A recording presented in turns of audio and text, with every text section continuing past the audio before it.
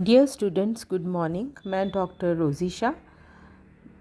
आज मैं बीए प्रथम वर्ष के फर्स्ट पेपर के अंतर्गत आपको समाजशास्त्र का अर्थ एवं समाजशास्त्र की परिभाषा बताने जा रही हूँ। समाजशास्त्र का अर्थ एवं परिभाषा। समाजशास्त्र विषय का इतिहास बहुत अधिक पुराना नहीं है। प्रसिद्ध फ्रेंच दार्शनिक ऑगस्ट काम्ट वे पहले विद्वान थे जिन्होंने 1838 में सर्वप्रथम सोशियोलॉजी शब्द का प्रयोग किया। आपको यानी ऑगस्ट काम्ट को समाजशास्त्र का पिता या जनक कहा जाता है। समाजशास्त्र को अंग्रेज़ी भाषा में सोशियोलॉजी कहते हैं और ये सोशियोलॉजी शब्द दो शब्दों से मिलकर बना है। पहला शब्द सोशिस है जिसकी उत्पत्ति लैटिन भाषा से हुई है और दूसरा शब्द लोगोस है जो ग्रीक भाषा से लिया गया है। इन दोनों शब्दों का अर्थ क्रमशः समाज तथा अध्ययन अथवा विज्ञान से है। इस प्रकार सोशियोलॉजी का शाब्दिक अर्थ समाज का शास्त्र या समाज का विज्ञान है। सोशियोलॉजी शब्द का निर्माण दो भिन्न भाषाओं के शब्दों से होने के कारण विद्वान J.S. मिल ने इस नाम को अवैध कहा था तथा इसकी जगह इथियोलॉजी नाम रखने का प्रस्ताव रखा था, लेकिन मिल के इस प्रस्ताव की कटु आलोचना की गई थी। विद्वान हर्बर्ट स्पेंसर ने समाज के क्रमबद्ध अध्ययन का प्रयत्न किया और अपनी पुस्तक का नाम सोशियोलॉजी रखा। शाब्दिक दृष्टि से समाजशास्त्र का अर्थ समाज, क्योंकि समाज सामाजिक संबंधों से मिलकर बनता है। समाजशास्त्र का अर्थ समाज का व्यवस्थित एवं क्रमबद्ध ढंग से अध्ययन करने वाले विज्ञान से है।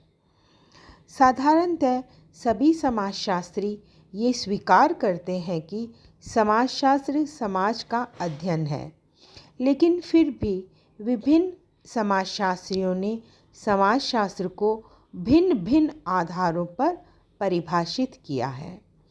अध्ययन की सरलता के लिए समाजशास्त्र की सभी परिभाषाओं को 4 प्रमुख भागों में विभाजित करके स्पष्ट किया जा सकता है।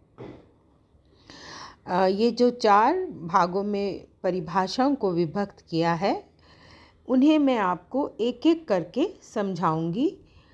ये जो 4 भागों में विभक्त किया है वह इस प्रकार है। समाजशास्त्र समाज के अध्ययन के रूप में, समाजशास्त्र सामाजिक संबंधों के अध्ययन के रूप में, समाजशास्त्र समूहों के अध्ययन के रूप में, समाजशास्त्र सामाजिक अंतःक्रियाओं के अध्ययन के रूप में। तो सबसे पहले चलिए जानते हैं समाजशास्त्र समाज के अध्ययन के रूप में। गिडिक्स, समनर, वार्ड आदि कुछ ऐसे समाजशास्त्री हैं जिन्होंने समाजशास्त्र को एक ऐसे विज्ञान के रूप में परिभाषित करने का प्रयत्न किया जो संपूर्ण समाज का एक समग्र इकाई के रूप में अध्ययन कर सके। अब इन समाजशास्त्रियों की मैं आपको परिभाषाएं बताऊंगी। वार्ड के अनुसार समाजशास्त्र समाज का विज्ञान है। गिडिक्स के अनुसार समाजशास्त्र समाज का वैज्ञानिक अध्ययन है। गिडिक्स अपनी इस परिभाषा में समाजशास्त्र को एक समग्र इकाई के रूप में व्यवस्थित वर्णन एवं व्याख्या मानते हैं। ओडम के अनुसार समाजशास्त्र वह विज्ञान है जो समाज का अध्ययन करता है। इन परिभाषाओं के आधार पर ये तो स्पष्ट है कि समाज का वैज्ञानिक अध्ययन है समाजशास्त्र, परंतु यहाँ एक प्रश्न भी उठता है कि समाजशास्त्र किस समाज का अध्ययन करता है। तो मैं यहाँ आपको ये स्पष्ट कर देना चाहती हूँ कि मानव समाज का अध्ययन समाजशास्त्र के अंतर्गत किया जाता है, यानी पशु समाज का अध्ययन नहीं किया जाता है। समाजशास्त्र के अंतर्गत मानव समाज का अध्ययन किया जाता है। अब हम दूसरी समूह या वर्ग के समाजशास्त्रियों की विचारों को जानेंगे। समाजशास्त्र सामाजिक संबंधों के अध्ययन के रूप में। कुछ विद्वानों ने समाजशास्त्र को समाज का विज्ञान माना है। कुछ अन्य विद्वानों ने सामाजिक संबंधों का व्यवस्थित अध्ययन माना है। लेकिन समाज के विज्ञान और सामाजिक संबंधों के अध्ययन में कोई बहुत अधिक अंतर नहीं है। इसका कारण ये है कि सामाजिक संबंधों की व्यवस्था को ही समाज के नाम से हम जानते हैं या पुकारते हैं। समाजशास्त्र को सामाजिक संबंधों का अध्ययन करने वाले कुछ प्रमुख विद्वानों की परिभाषाएं मैं आपको बताने जा रही हूँ। मैकाइवर तथा पेज के अनुसार समाजशास्त्र सामाजिक संबंधों के विषय में है। संबंधों के इसी जाल को हम समाज कहते हैं। मैकाइवर और पेज एक अन्य स्थान पर लिखते हैं, सामाजिक संबंध मात्र समाजशास्त्र की विषय वस्तु हैं।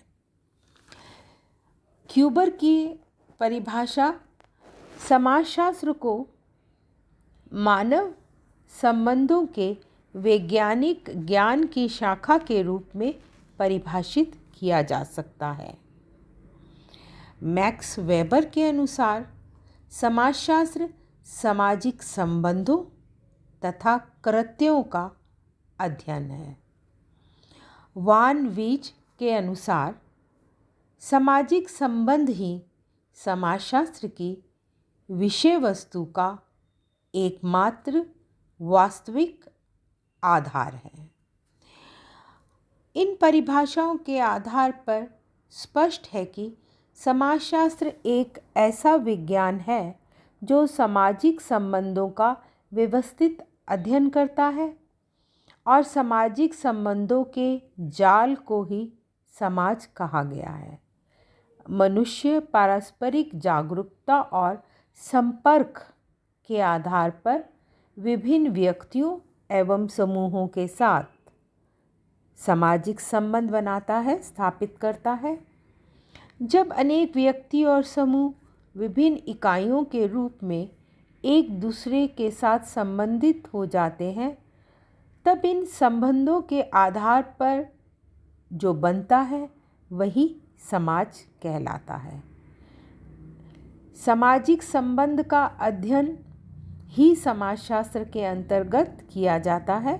इस समूह के समर्थकों का मत है कि सामाजिक संबंधों का अध्ययन हम समाजशास्त्र के अंतर्गत करते हैं। यहाँ हमें इस बात का भी ध्यान रखना है कि व्यक्ति अपनी विभिन्न आवश्यकताओं की पूर्ति के लिए एक दूसरे के साथ सामाजिक संबंध स्थापित करता है। कौन व्यक्ति किस व्यक्ति के साथ कैसे संबंध स्थापित करेगा, ये विभिन्न व्यक्तियों के सामाजिक मूल्यों पर निर्भर करता है। सामाजिक मूल्यों के आधार पर ही हम अलग अलग लोगों से अलग अलग प्रकार के संबंध स्थापित करते हैं और उन्हीं के अनुरूप सामाजिक व्यवहार करते हैं। यदि मैं संक्षेप में आपको बताना चाहूँ तो समाजशास्त्र सामाजिक संबंधों का अध्ययन करने वाला विज्ञान है ऐसा इस समूह के समर्थकों की मान्यता है। चलिए अब हम तीसरे समूह के अंतर्गत विद्वानों के क्या मत हैं उसे जानेंगे। नोब्स, हाइन तथा फिल्मिंग के अनुसार समाजशास्त्र समूहों में लोगों का वैज्ञानिक और व्यवस्थित अध्ययन है। इसका अर्थ है कि समाजशास्त्र व्यवहार के उन प्रतिमानों की ओर ध्यान देता है जो संगठित समुदाय में रहने वाले लोगों में पाए जाते हैं। जॉनसन ने समाजशास्त्र को सामाजिक समूहों का अध्ययन माना है। जॉनसन के अनुसार उनकी जो परिभाषा है वो बताने जा रही हूँ। समाजशास्त्र सामाजिक समूहों का विज्ञान है। सामाजिक समूह सामाजिक अंतःक्रियाओं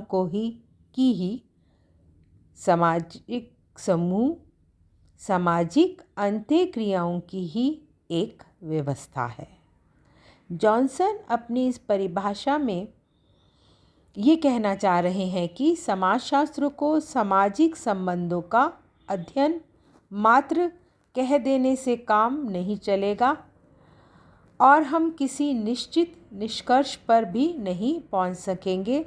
अतः समाजशास्त्र को सामाजिक समूहों का विज्ञान माना जाना चाहिए। जॉनसन के अनुसार सामाजिक समूह का अर्थ केवल व्यक्तियों के समूह से नहीं होकर व्यक्तियों के बीच उत्पन्न होने वाली अंतःक्रियाओं की व्यवस्था से है। विभिन्न व्यक्ति जब एक दूसरे के संपर्क में आते हैं तो उनमें सामाजिक अंतःक्रिया उत्पन्न होती है। अगर मैं सरल शब्दों में आपको बताना चाहूँ तो अंतःक्रिया मीन्स व्यवहार होता है और इन्हीं अंतःक्रियाओं के आधार पर समूह बनते हैं।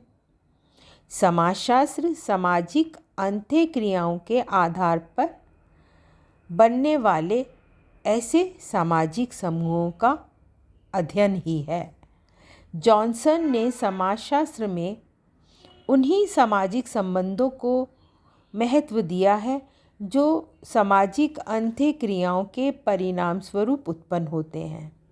अतः स्पष्ट है कि समूह के निर्माण में सामाजिक अंतःक्रियाएं आधार के रूप में हैं और इन्हीं के आधार पर बनने वाले सामाजिक समूहों का अध्ययन समाजशास्त्र में किया जाता है। सामाजिक समूहों के अध्ययन को समाजशास्त्र में इतना महत्व क्यों दिया जाता है, हमें भी ये बात समझ लेनी चाहिए। अब मैं ये बताना चाहूँगी कि सामाजिक समूहों को समाजशास्त्र में क्यों इतना महत्व देते हैं। व्यक्ति क्योंकि समूह में रहता है, उसकी विभिन्न जो गतिविधियाँ हैं वो समूह में ही होती है और वह इन गतिविधियों में भाग लेता है और इन गतिविधियों के माध्यम से अपनी लक्ष्यों की आवश्यकताओं की पूर्ति करता है। परिवार समूह, नातेदारी, रिश्तेदार समूह, जाति समूह, परिवार समूह, खेलकूद समूह, पीयर ग्रुप यानी साथियों के समूह, पड़ोस समूह, विद्यालय समूह, धार्मिक समूह, व्यावसायिक समूह आदि में भाग लेता है और इन्हीं के माध्यम से व्यक्ति का विकास होता है। इनमें से प्रत्येक समूह सामाजिक अंतःक्रियाओं की व्यवस्था है। जब हम समाजशास्त्र में सामाजिक समूहों का अध्ययन करते हैं तो अप्रत्यक्ष रूप से सामाजिक अंतःक्रियाओं के व्यवस्थित अध्ययन के महत्व को भी स्वीकार करते हैं। अब हम अंतिम और चौथे समूह के बारे में जानेंगे। समाजशास्त्र सामाजिक अंतःक्रियाओं के अध्ययन के रूप में। कुछ समाजशास्त्री समाजशास्त्र को सामाजिक अंत्यक्रियाओं के अध्ययन के रूप में परिभाषित करते हैं। उनकी मान्यता है कि सामाजिक संबंधों के स्थान पर सामाजिक अंत्यक्रियाएं समाज का वास्तविक आधार है। सामाजिक संबंधों की संख्या इतनी अधिक है कि उनका ठीक से अध्ययन किया जाना बहुत ही कठिन है, ऐसा वे विद्वान मानते हैं। इसलिए उनके अनुसार समाजशास्त्र में सामाजिक अंत्यक्रियाओं का अध्ययन किया जाना चाहिए।